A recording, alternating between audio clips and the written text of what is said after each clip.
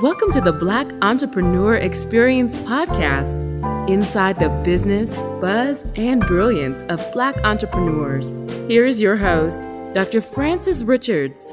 What happens in Vegas goes all over the world on Black Entrepreneur Experience episode number 516. Thank you for joining us as we elevate the Black Entrepreneur Experience by interviewing CEOs, thought leaders, innovative thinkers, and Black entrepreneurs across the globe. I'm your host, Dr. Frances Richards.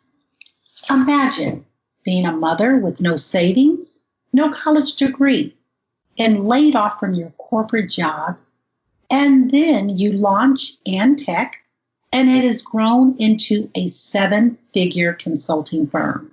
Yes, welcome, Myoshia Boykin Anderson. Thank you so much for having me. I am happy to be here today. You have such an amazing bio. Why don't you fill in the gaps and share with our audience what you'd like them to know about you and AndTech? So I guess I'll start with the beginning of the story. To your point, I was working a corporate job. I thought I had arrived, right? It was the job for me. I was a single mother at the time of the most amazing 5-year-old ever. And I was at work one day. This was 1998.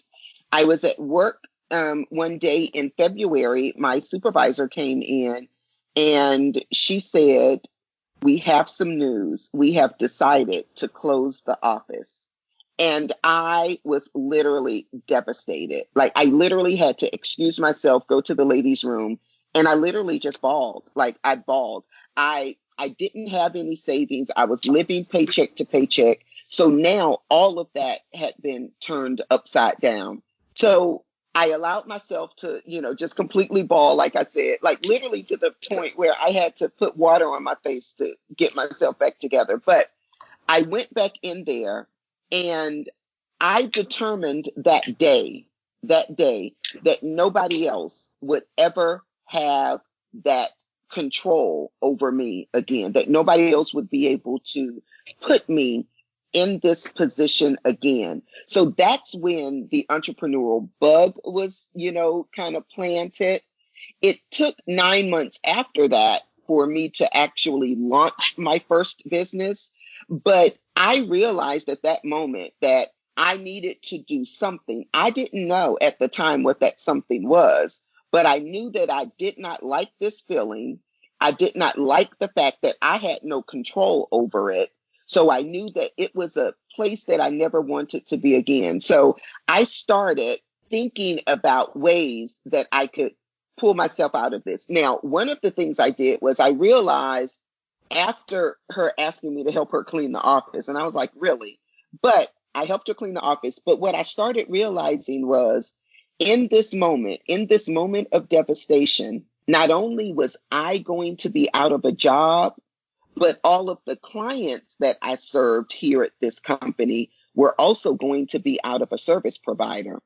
So I took that as an opportunity to start contacting each of those people, asking them if they needed help.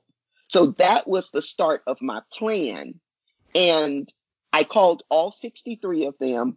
All 63 of them told me no. But instead of taking that no as the final answer, I said, okay, fine. Would you mind if I call you back next month? Some of them said yes. Some of them said no. But I literally called every month. Now, I will say that I immediately had to go out and find another job, right? Because I had to support myself. I had to support my child. But in that job, I picked a Friday every month to call that list of people. The list started at 63 and it kept getting smaller and smaller because every month I called, I had the same script. Hey, it's Myoshia again with my monthly call. Do you have any projects that you need help with? All of them said no. So my response, would you mind if I call you next month? Some of them said yes and some of them said no.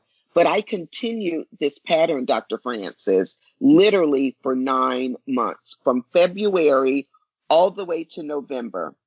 So here's November. It was actually Friday the 13th. I'll never forget it. It was Friday the 13th. I decided to make my calls to my now list of 16. I literally got halfway through the list and I said, "Hey, Naomi, it's my monthly call. Do you have any projects that you need help with?" And she said, "As a matter of fact," and my business was literally launched on those 5 words. As a matter of fact, I did not even finish calling the rest of the people on the list. I took my lunch break. I went downtown and I paid $10 for a business license, a DBA. And I literally started my business that day on Friday the 13th, 1998. And literally the rest is history. That is an amazing story. Now, how long were you with the corporation before they folded? In this particular position, I was there for 3.5 years at that point. I think I was there for 3.5 years.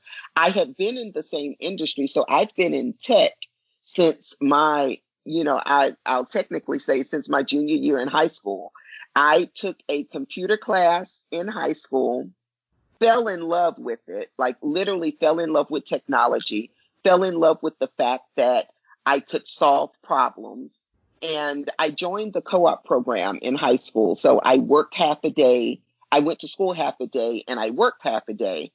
And I was working in corporate America. They had this co-op program where corporations in Houston would partner with the inner city schools, and they would provide opportunities for the high schoolers. Typically, it started in the junior year. So I was working for what was then called American General. It later became AIG, the big AIG.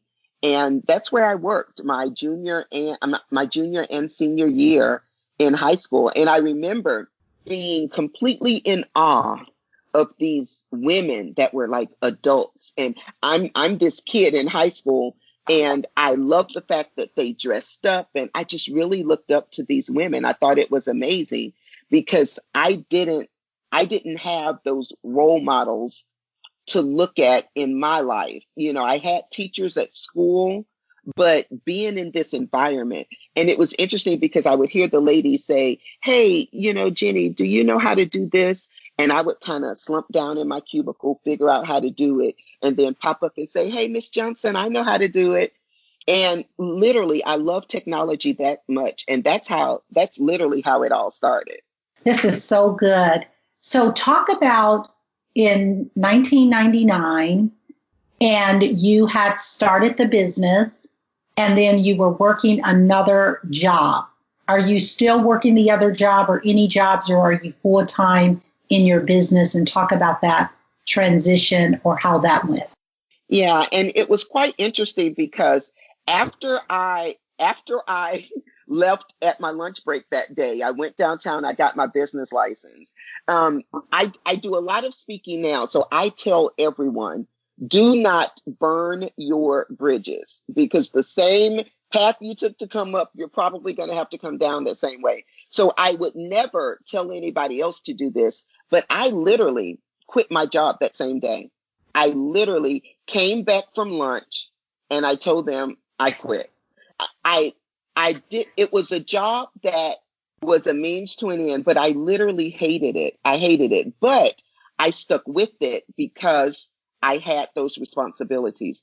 But as soon as I saw this inkling of opportunity, I literally quit my job that same day. And I have been an entrepreneur for 22 years. I've been an entrepreneur for 22 years. Now, I will say that first business, I ran that business from 1998 all the way to I think I closed the business at the end of 2007, leading into 2008. And during that 2008 year, I actually consulted with another consulting company, but I did not go back to technically work for anyone else. I knew I never wanted to work for anyone else. But I spent that year of 2008 taking all of the lessons learned at part of 2007 and into 2008. I took all of those lessons learned because I knew I was going to launch another business. And I took every lesson learned. I taught myself. I I learned from them. And then I launched what is now called AndTech Solutions. We launched in January of 2009. So AndTech Solutions is 11 years old. We are, we are a multi-million-dollar organization, and I am proud of the journey that has been and the journey that continues, because it literally continues to be a journey each and every day. I literally wake up every day for the journey, and I'm super excited about it. Tell us about AndTech Solutions. AndTech Solutions is an IT consulting and strategy company. We specialize in developing solutions, technical solutions that help our clients, the entrepreneur and the small business, to help them work smarter and not harder. So we develop solutions from, all the way from creating custom websites and custom mobile apps to creating full-blown software systems because our clients can't find anything on the shelves to meet their needs. We work on integration to make all of the apps that you're using today, to make those talk to each other.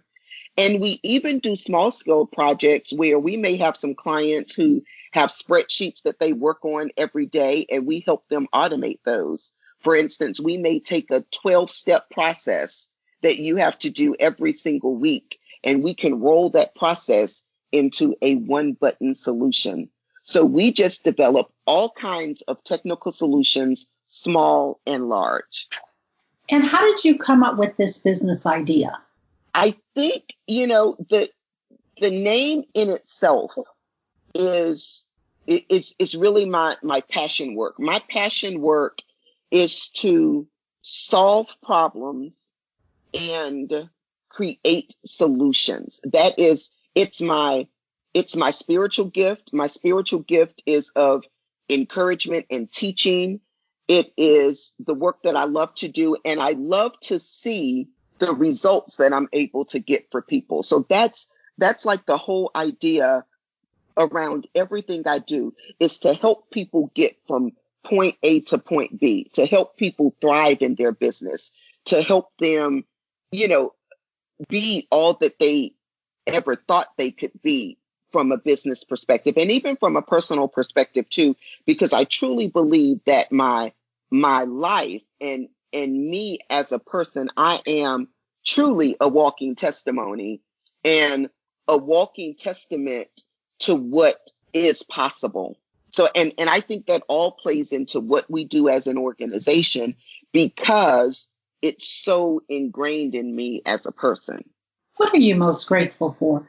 I'll tell you, I am unapologetically a Christian. I am most grateful for the gift that God has blessed me with, and that is the gift of encouragement. It is the gift of competence. It is the gift of knowledge. Growing up in the inner city of Houston, I grew up in the hood. I grew up in Third Ward, Texas.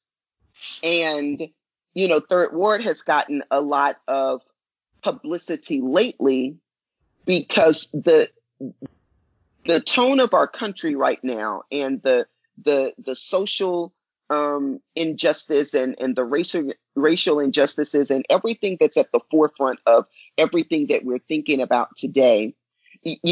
George Floyd and I grew up in the same neighborhood. We walked the same streets. We went to the same school from elementary all the way to high school. We shared the same teachers, and all of that. And I say that to say that no matter what happens, no matter where we come from, our journeys are what they are. I am grateful that I was able to rise above the way my story started, and to recognize that that is not how I wanted my story to end. When I grew up, my mother was on drugs. I literally had to grow up really fast. I had to take care of my family. So, part of my story is that I am in this tech space, and I have not been to college. So I am grateful for the gift of understanding, the gift of being coachable, the gift of being able to ingest information and to be able to use that information. So that's what I'm most grateful for. I am most grateful for being able to wake up and do what I do every single day. Because for all intents and purposes, and for all, what society perceives as, what a story should look like, mine is the total opposite. But I am here today to show people, to show young boys and girls that look like me, to show them what is possible. And that's what I'm grateful for. Is there a social cause, Myoshia, that's tied to your company? Oh, definitely. Definitely. From the people that we employ, I employ people who need opportunities that nobody else will give them.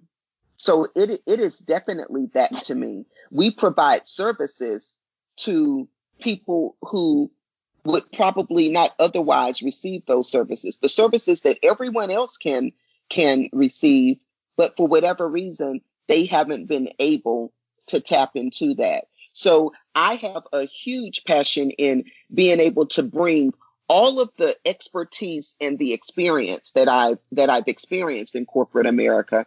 For the first several years of my business, I catered to corporate America, and being able to achieve results for them, I'm trying to now bring those same type of technical tools and tips and solutions and all of that. I'm trying to bring it to the entrepreneur who needs it to be able to succeed. So many times as small businesses, we think that we have to work hard because that's the only way. So I am here to provide solutions and to help you scale your business, because if you continue to operate like you're operating now, you're going to burn yourself out. You're not going to be able to scale. And all you really need is for someone to come in and show you how to do it better, and show you how to do it, for a lack of better words, how the big boys are doing it. I try to teach people how to think big. You have to think big, because as a man thinketh, so he does. So I'm trying to teach entrepreneurs and small businesses how to think bigger than where they are now. Because if you think it and you do the work, because the work is required, the work, like a former coach of mine used to say, the work is not skippable. You have to do the work. But if you put the work in, the endless possibilities and the endless revenue that we could generate even in our small business is phenomenal. And that's what the cause of my business is. And that's why I work so hard now in these past several years to cater to the small business, because I want to see them succeed on a bigger level. Talk about your greatest success story for a small business. I believe that my greatest success story really is being able to look across my staff and see that my daughter, serves in a leadership position in my business. My father has worked for me. I actually just retired my dad. And that makes me feel so good that he just retired and he's able to enjoy, these latter years. And he's still a firecracker and kicking and moving, but he can enjoy this time and not have to worry about the lifestyle that he's going to live. To have my baby brother work for me. And so I think my greatest success is being able to provide an opportunity, not only for others out there, but also for those in my family. Now, I will say that everybody didn't make it. I will just put that out there, that everybody didn't make it. I am a true believer in my business. I am very serious about it. And unfortunately, everybody else is not. And it's okay. My job was to give them an opportunity, and you either took advantage of it or you didn't. So I will say it hasn't been easy working with family, but those who were willing to put in the work, I gave the opportunity to. And for those who were not, they literally got their pink slip very quick. Because I do believe that in business, in order for you to really be successful and grow, and when you think about legacy and growing your business, you have to be slow to hire. So be very intentional about your hiring, but you have to be quick to fire. You have to be quick to fire and know when something is not working. And the longer you allow it to remain, the longer it's going to impact your ability to move forward. So I am quick to cut the ties with anybody that does not mean my business any good. Speaking of legacy, when it's all said and done, how would you like to be remembered? I want to be remembered as a trailblazer. I want to be remembered as a phenomenal African American woman who defied the odds, who branched into this space that has historically been reserved for old white men, that I've been able to find a seat at tables that most people don't get a chance to, but then that I was able to leave something to my children and my children's children. That is what I want. That is what my legacy is. My legacy is that I was a person that created opportunities for myself initially, and then that I created opportunities for others. We're in this pandemic, COVID-19. Talk about the impact in your business and how did you pivot, or did you have to pivot? So that's a great question. We did not have to do a complete pivot. We shifted, yes, definitely. We did have to make some shifts.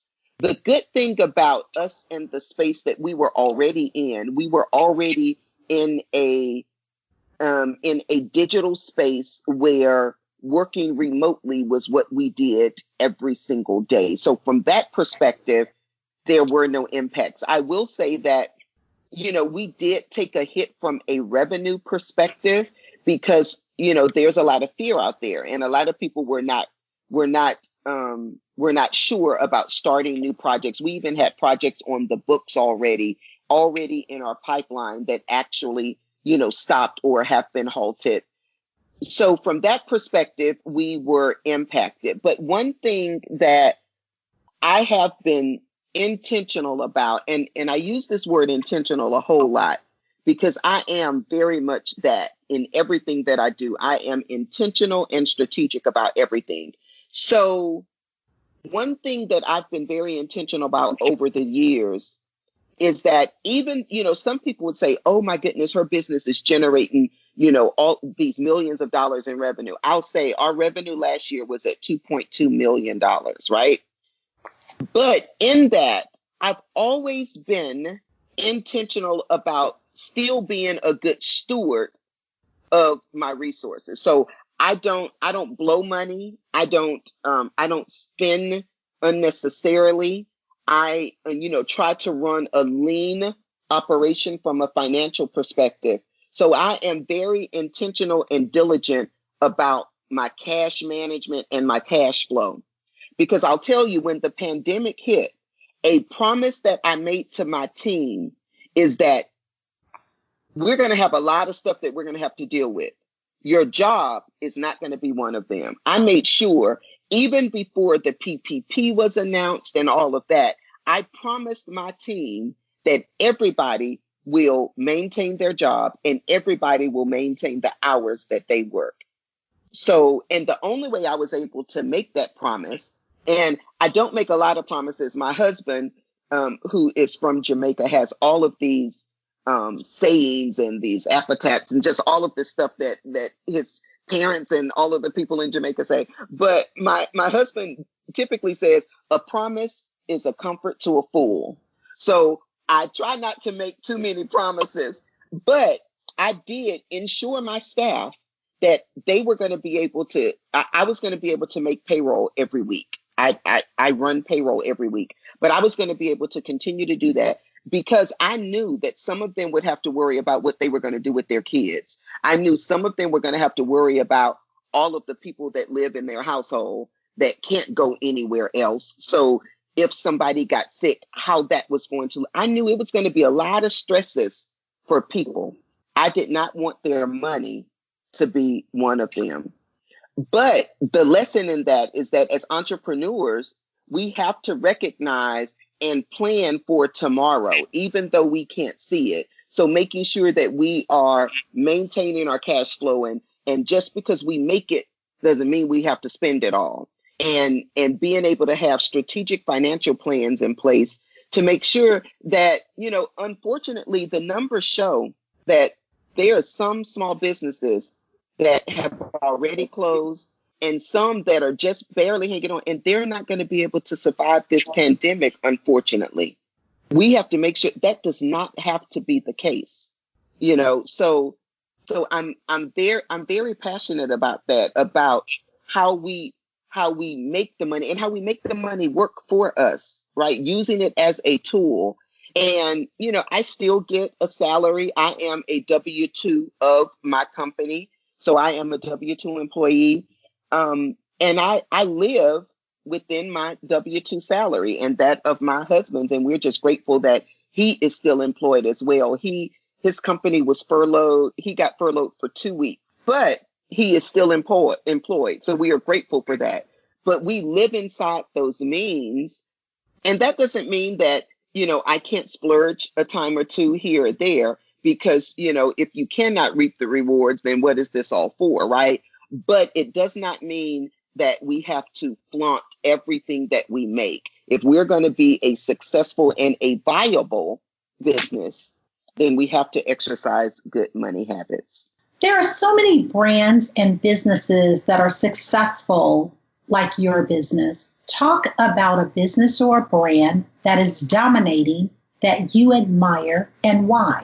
Okay, so I'll just say, I think that Jeff Bezos and Amazon is, oh my goodness, the business savvy, and not even the man, not the man, definitely not, but the business model and the way Amazon is able to just shift when they need to. They haven't made big pivots, and that's because they had such a solid plan. All they had to do was shift a little bit. And I'll say to all of the entrepreneurs out there, in order for you to survive, not just this pandemic, because this is not the last thing that we're going to have to deal with in business, but in order for you to survive, you have to quickly be able to shift.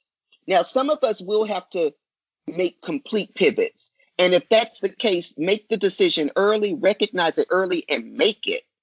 But if you're intentional about your planning, when something like this hits, all you have to do is shift a little bit. You're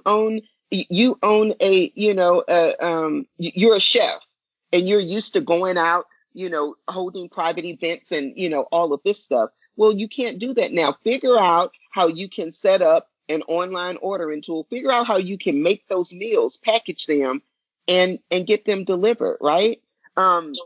If you are a hairstylist, a cosmetologist in whatever area of cosmetology you're in, know your clients can't necessarily come back to you now, or now that some places are opening, maybe your clientele isn't as great as it used to be. But make that shift. How can you, because I'll tell you, as women, especially as women, but even as men as well, for those that were used to going to the hair salon every week, I still need my hair done because now I'm stuck at home with this husband of mine. So I have to be cute for him, right? So I still need my hair done. So as a hairstylist, figure out how you can package your products, and you can make homebound hair care baskets and sell those. And sometimes you can sell those baskets for the same cost as a shampoo and style. So just think about shifting. You don't have to do a complete pivot, but definitely realize how you can shift. And even if you had not made those shifting decisions yet, it's not too late. Make them right now. Because again, I tell you, This won't be the last thing that we have to deal with. So make the shifts now and figure out how you can meet the needs, because the needs have not disappeared. They've just changed. So you as an entrepreneur have to change with them. You have to shift with them. Figure out what the gap is, figure out what the need is, and just go out there and meet it in your space, in your lane. Figure out how you can meet it. And that's how you're going to be sustainable. That's how you're going to be able to still be around here to talk about it 2 and 3 and 5 and 10 years later. That's how we're going to do it. Take a shift. We're going to shift gears here. Talk about the worst moment in business and what was your takeaway? Okay. I'm going to be completely transparent with you guys today. So for all of you guys listening, hear me when I tell you, get your books together early. Do not commingle your funds. Literally, get your money in order early. And what that means is separate your business and your personal monies. Okay? Separate them. And let me tell you why I say that. And trust me when I tell you, I'm telling you something. I'm not telling you anything I read in a book, right? I'll just say that. My worst experience, it was 2002. I'll never forget it. It was 2002. It was actually in October of 2002. I had just bought my first house because 2002, for all of you guys listening, remember I started my business in 1998. 2002 was my first 6-figure year. So I'll tell you, because I wasn't who I am now. I wasn't that person in 2002. So I had my first 6-figure year, and for me, that was just this huge milestone. So I will tell you guys, I started balling, like literally balling. And I'm talking about balling like I bought my first house, I bought my first nice luxury car, and balling, y'all, let me tell you. And I'm from Texas, so I say y'all. So I was balling, y'all. Really, I was. But let me tell you what happened. I am in Walmart. So I talked about Amazon a little while ago. I'll tell you guys, still to this day, Walmart is my favorite store. Like, yeah, I still go to Walmart. I love Walmart. So I'm in Walmart in October, and I'll never forget it. The item I was purchasing was $29.99, so it was $32.46 with tax. Listen to me when I tell you, $32.46 with tax. So I take out my debit card. I give it. I'm on the phone. And I take out my debit card, I give it to the young lady, because this was before they had the, where you insert your chip or you slide it yourself. You had to hand your card to the cashier. So I hand my card to her and I'm talking on the phone, and she swiped it once and it didn't work and she did it again. So now I'm on the phone and I'm kind of beckoning to her, do it again, right? So she does it. And then I said, hold on, girl. So I put the phone down and I'm like, ma'am, run it again. She was like, well, man, I said, listen, lady, I have a comma in that account. It was so funny. It was so funny that I said that. I was like, I have a comma in that account. And I said it with such arrogance. And she ran it again. So now I'm like, girl, I'll call you back. So now I've hung the phone up, right? It did not go through. And there were people behind me in line. So now, of course, I have pie on my face, so I'm embarrassed that I didn't have this $32.46 transaction couldn't go through. So I later found out that the IRS had frozen all of my accounts, and not only had they frozen my accounts, but they had sent notices to all of my clients saying, whatever you owe her, send it straight to us. So let me tell you guys what had happened. And we know, sometimes they say what had happened was, let me tell you what had happened. I didn't know when I started my business, I didn't know the first thing about starting a business. Literally. I had never been taught business acumen. All I knew was that I had a gift and there were people out there that needed it. So when I started my first business, all I had was a DBA. So I would get the money. My clients would pay me. My name would be on the check. So I would cash the checks. My mama didn't have a brother named Sam, and my daddy didn't have a brother named Sam. So I didn't know who Uncle Sam was, right? That's a little joke. Some of you guys will get that later. So anyway, so I would get these notices from the IRS, but I just figured if I never opened them, I didn't have to deal with it. But I tell you, $32.46 I could not pay because the IRS had taken all of my money. So here I am again, y'all. I didn't have cash stuck under my mattress. Everything that I had was in my bank account because I used my debit card for everything. So now it was all gone. And I still had to service my clients, but they could not pay me. They were federally mandated to send all of that money directly to the IRS to pay this debt that I had accumulated. And I'll tell you, I had accumulated over 6 figures in tax debt. And it took a long time. It took a long time, guys, from 2002 until November of 2016 for me to get that notice that said your tax liability is 0. 2002 to 2014. Trust me when I tell you, every person that is thinking about starting a business that is listening to us today, every person that just started their business, every person that has been in business for quite some time and you're in that mature entrepreneurial stage now, if your books are not right, get them right now. Take care of your tax issues. Take care of them and take care of them early, because now our books are so clean and so pristine. 1, because I know I never want to go back to that again.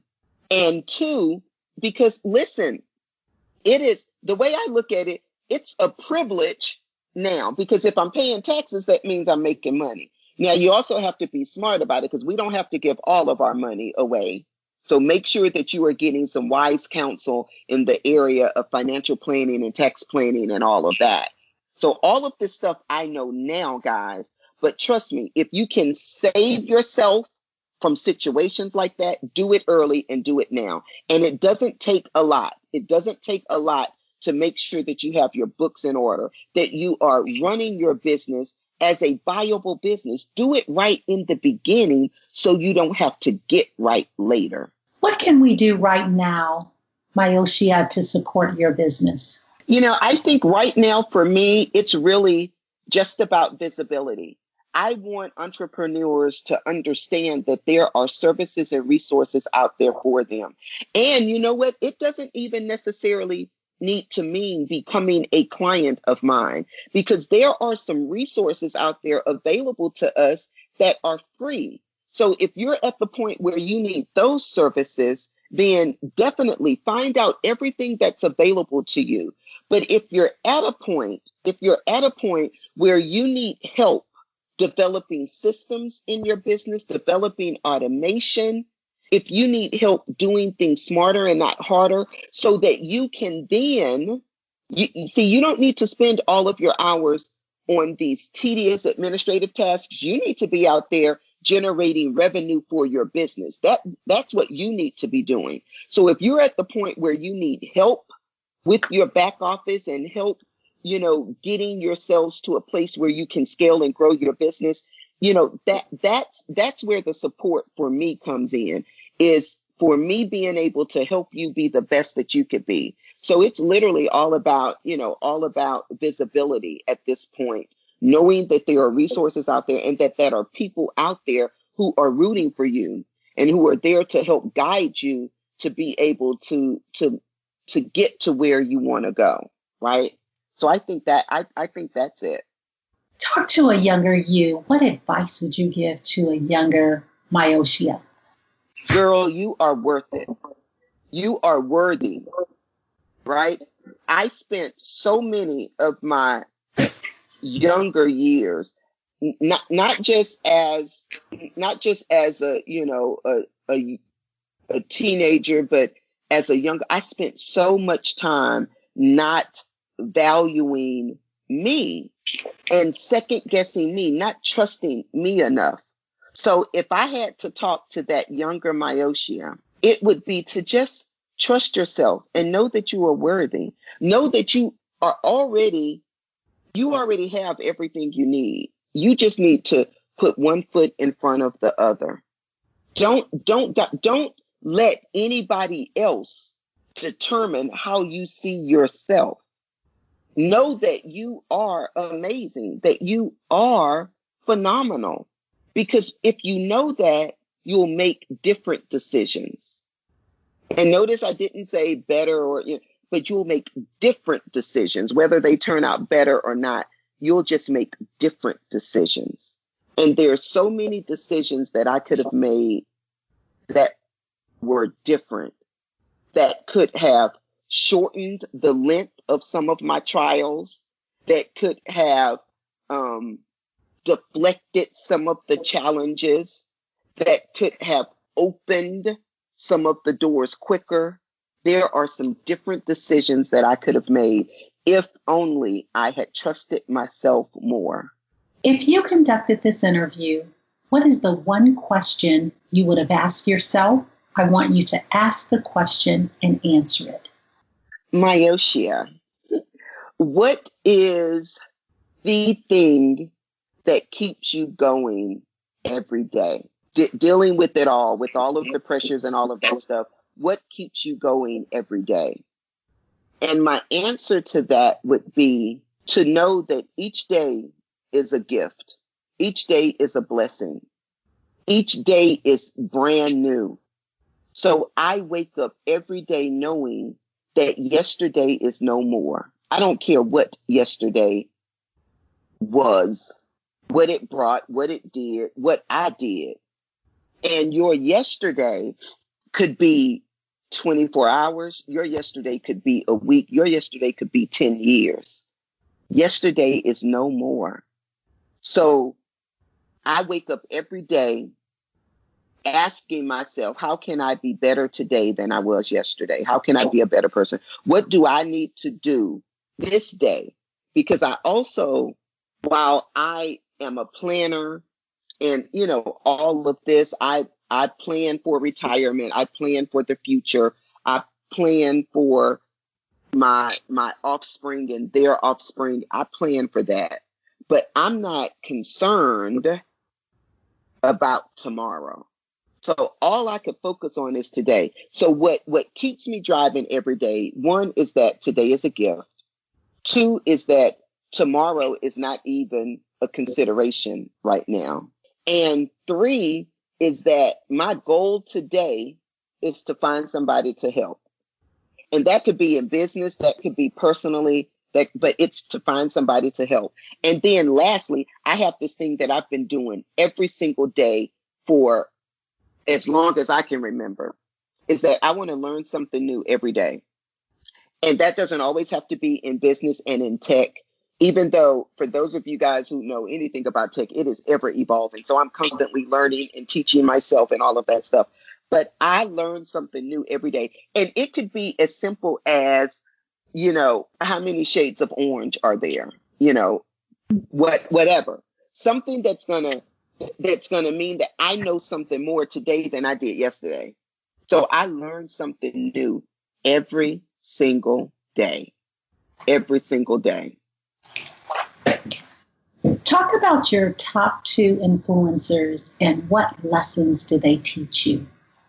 Okay, this may sound cheesy for some, but I'll tell you, I am a God lover, a Jesus lover.